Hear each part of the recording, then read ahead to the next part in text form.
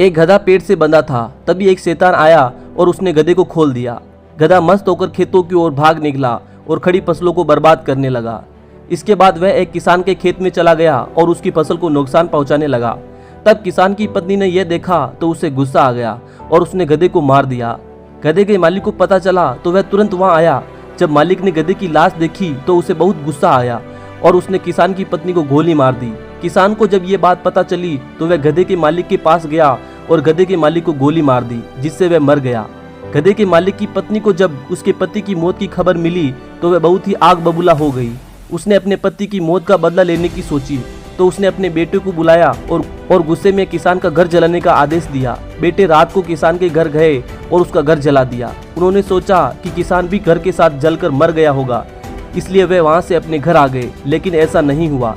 किसान किसी न किसी तरह से वहां से बच निकला और वापस लौट आया।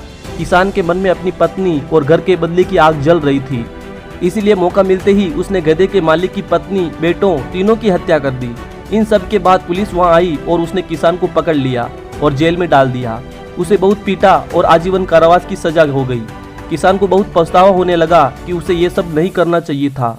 उसे गधे के मालिक के साथ बैठकर शांति से समझौता करना चाहिए था। इसके बाद वह शैतान से मिलता है और उसे पूछता है कि यह सब नहीं होना चाहिए था, ऐसा क्यों हुआ।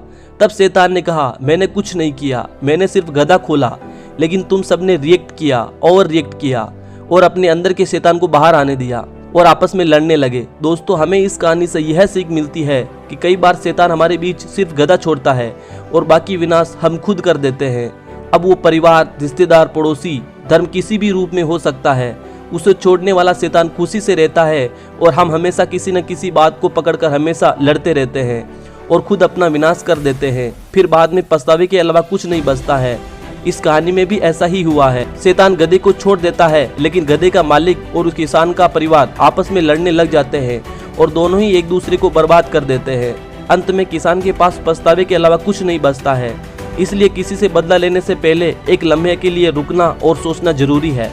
दोस्तों, आपको ये कहानी कैसी लगी कमेंट करके जरूर बताइए। इस वीडियो को लाइक करें और हाँ, अगर आप हमारे चैनल पर पहली बार आए हैं तो हमारे चैनल को सब्सक्राइब जरूर करें।